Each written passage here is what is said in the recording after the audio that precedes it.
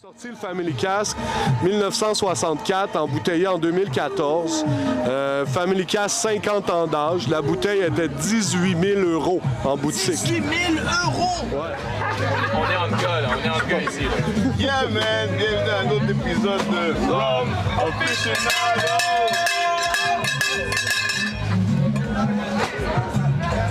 Cowbell, baby! Cowbell! You know what I'm saying? Quand on parle de rhum, on sort de cowbell. Non, mais c'est rare. Qu'est-ce qui est écrit dessus pour qu'on leur montre? Ring for rum. Tu comprends? Mais on a du gros rhum aujourd'hui. C'est ça, la vie. En passant, on a plus que du rhum. Man. Yes. On a un gars que, quand on allait commencer le festival, OK? On s'est rencontrés. Il faisait une dégustation, je me souviens, à l'ancienne sac où tu travaillais à Rockland. Oh, wow! À Rockland. Puis moi, j'avais été parler avec le manager de Rockland parce qu'on voulait faire quelque chose de spectaculaire là-bas.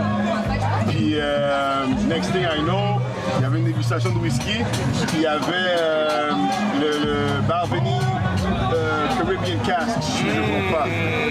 Puis là, j'étais comme, damn, c'est bon, là, je rencontre le jeune homme. Le jeune homme, il me dit, ouais, moi, je fais des affaires avec le whisky. Je dis, ok, je dis, ouais, on me fait un festival de rhum. Non, c'est nice, c'est nice. Fast forward. Fast forward! On va sur les médias sociaux, je regarde. Le gars, maintenant, il est tombé dans le rhum. Il goûte à des rhums, maintenant. Je dis, oh, hey, qu'est-ce que tu fais, là? T'as traversé des frontières, là. Comment ça? T'as traversé des frontières. What happened? Mais sans blague, c'est un gars qui est formidable. Il fait quelque chose de nice avec le whisky. Laissez te présenter, parce que je veux que tu te présentes correctement. T'as de la personnalité, t'as du pizzazz. Du pizzazz! I like that pizzazz! Hey, merci, Jack. Ben oui, je me rappelle, moi aussi, la dégustation, c'était vraiment cool. On avait même dit, on va se faire comme un Word Up Battle. C'était dans le temps des Word Up Battle, des MC. Puis on se disait, on va faire un battle de le rhum versus le whisky.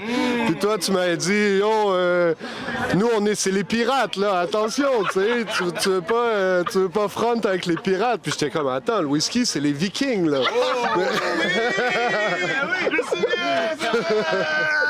On avait bien ri avec ça.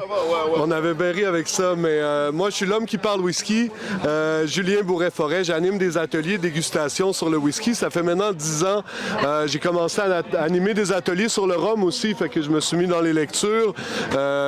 Plus ça va, plus je vais animer sur n'importe quel type de spiritueux, développer mon expertise avec les autres spiritueux aussi, pas juste le whisky. Mais mon premier, celui que je préfère, ma première histoire d'amour avec les spiritueux, si on veut, c'est avec le whisky. Mais moi, je pense que le rhum s'en vient bientôt aussi fort que le whisky sur le marché. On est dans une époque où le whisky monte de prix énormément. Puis plus ça va, plus le commun des mortels, là, moi, vous autres, je connais pas votre budget annuel, mais moi, mon budget annuel en alcool relativement limité par l'argent que je gagne, tu sais. Puis d'acheter des grands whisky, c'est de moins en moins abordable pour n'importe qui. Les prix de whisky n'arrêtent pas de monter. Une superbe bouteille de rhum, tu sais, 300-400 $. Je veux dire, je suis allé à Cuba l'année passée, puis j'ai acheté un grand rhum à 1000 $. Mais si je veux acheter un grand whisky à la hauteur de ce rhum-là, faut que je vende mon char, tu sais. Fait que c'est comme... C'est un autre genre de budget, ça. Un peu. Fait que je pense vraiment que le rhum va prendre une place importante sur le marché. Je pense qu'il y a encore une ou deux petites barrières là, au niveau de la légifération des rhums que je trouve problématique de jamais pouvoir se fier à part en allant étudier vraiment qu'est-ce qui est écrit sur une bouteille de rhum. Il y a le rhum Zacapa 23 ans, par exemple. Ben, je sais pas combien il y en a du rhum 23 ans là-dedans, mais il y en a pas beaucoup. Si on avait une loi qui entourait ça puis qu'on pouvait se fier à ce qui est écrit sur les bouteilles, ça serait vraiment cool, un peu comme on a avec le whisky. J'espère vraiment que le rhum se dirige vers ça, puis ça va ouvrir comme le marché du rhum à nos aficionados, nos aficionados de tous les spiritueux, tu sais, juste de légiférer ça. Mais je pense que ça s'en vient. Puis je commence à investir dans les rhums, à me faire une cave pas pire là, pour pouvoir aussi animer des ateliers. C'est vrai, à propos de qu'est-ce qui est écrit, c'est un peu le Far West avec le rhum. Là. Mais c'est que chaque pays a une légifération différente. C'est là le problème. Fait qu'après, tu peux pas savoir, OK, par cœur, ben tu peux, mais je veux dire, il faut être crack un peu. Là. Moi, je sais la légifération de la Martinique, de Cuba, mais c'est vraiment pas tout le monde qui fait ses lectures, qui va apprendre ces trucs-là par cœur. Puis fait que c'est le fun de pouvoir lire sur une bouteille, puis de se fier à ce qui est écrit, que tout le monde utilise le même code. Comme ça, c'est facile à apprendre.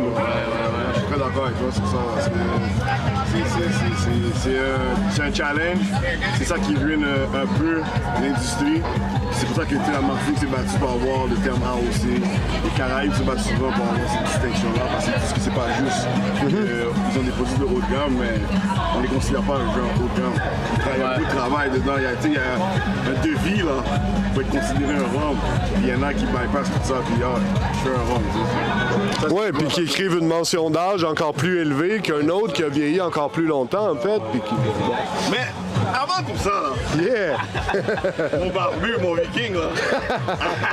D'ailleurs, il faut revenir là-dessus, mais on fera ça tantôt. So, toi, t'as commencé, t'es qui? Tu viens de où? C'est quoi tes origines? Qu'est-ce qui t'a amené à découvrir le whisky? Ben moi, je suis né à Montréal, j'ai grandi à Rimouski. Qu'est-ce qui m'a amené à découvrir le whisky? Quand même plusieurs choses. Premièrement, j'aime pas la bière. J'aime pas toutes les boissons avec du houblon. C'est quelque chose que j'aime pas. Fait adolescent, moi, c'était les spiritueux. À l'époque... T'es rentré tout de suite dans les spiritueux, là. Ben, dans un party, le monde y amenait la bière. La bière, non, ça, c'est pour vous autres. Moi, je m'en vais là-dedans. Non, mais j'essayais de trouver un partner parce qu'à 14 ans, la bouteille de rhum, elle me semblait grosse un peu.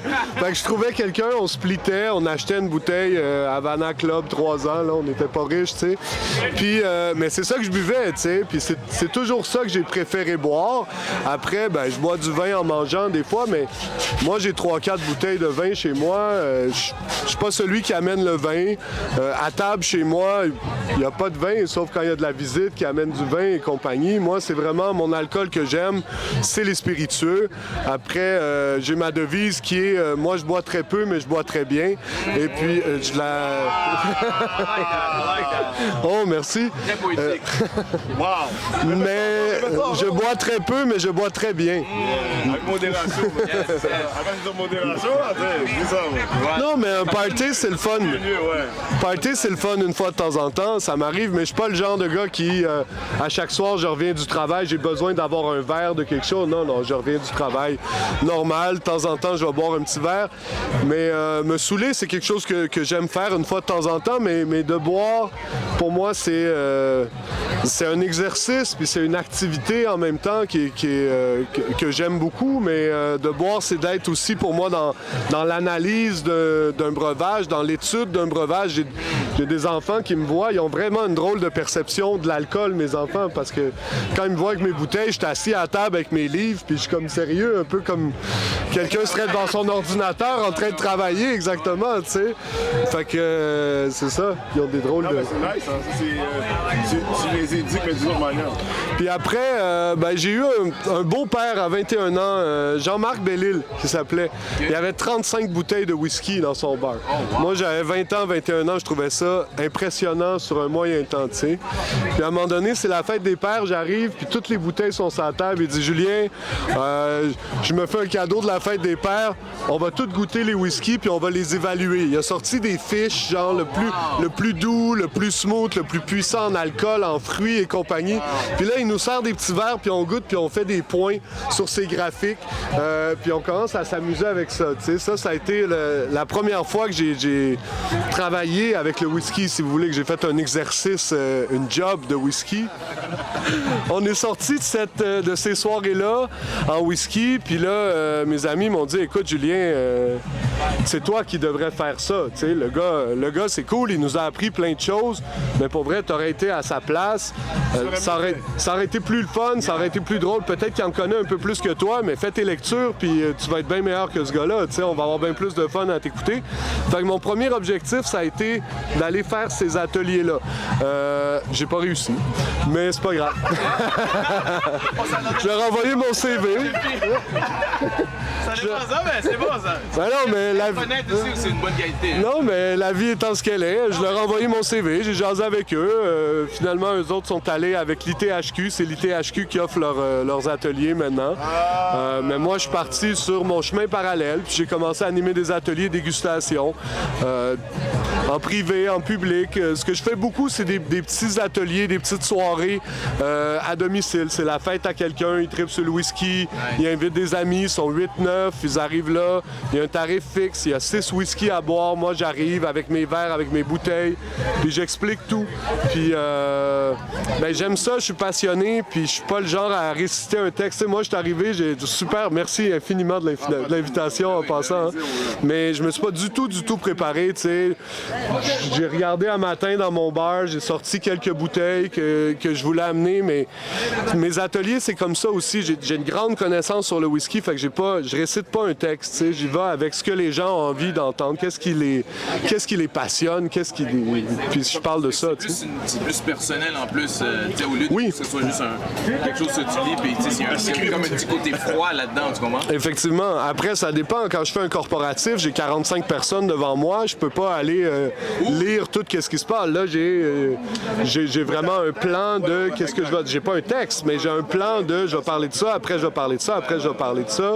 Puis, Mais d'ailleurs, c'est intéressant quand tu parles tu fais des présentations corporatives, comment ça fonctionne? Comment ça arrive? Comment ça arrivé d'ailleurs? Comment ils t'ont trouvé? Comment t'es arrivé jusqu'à là? Merci. Parce que le monde ne connaît pas cet aspect-là je pense que de la business. Ils pensent que ça n'existe pas des choses comme ça. Ils pensent que ça se fait juste avec la sac. Tu sais, t'es un gars, comme t'as dit, là, régulier, là. Tu t'es éduqué, puis maintenant t'as fait ton nom, ta notoriété a été faite, puis maintenant est-ce qu'on t'appelle? Comment ça fonctionne? Ouais, ben on m'appelle, on m'écrit des emails quand même par les réseaux sociaux. Ça fonctionne beaucoup par là. Parce que je te vois pas sur Instagram. Oui, mais pas beaucoup. Honnêtement, je passe pas beaucoup de temps à faire du marketing sur mon truc. J'ai beaucoup de références d'anciens clients. C'est beaucoup comme ça. C'est une belle job, ça. Oui, merci. Je suis aussi... Quand il y a beaucoup de références, Mais non, mais effectivement, c'est... le gars est tout le temps. Puis je suis collaborateur pour Québec Whisky. Québec Whisky, c'est des gens que j'apprécie beaucoup, que je respecte énormément, qui sont dans le domaine depuis plus de 10 ans maintenant. Ils ont écrit sur leur site plus de 10 ans d'âge en référence à un whisky qui aurait une dizaine d'années d'expérience. Mais André Girard, Patrick Bourassa, un énorme respect pour ces deux gars-là qui ont... c'est le site par excellence, là, Whisky Québec, pour des références au niveau du whisky. Les gars, ils analysent les whiskies, ils sont vraiment bons, ils annotent les whiskies.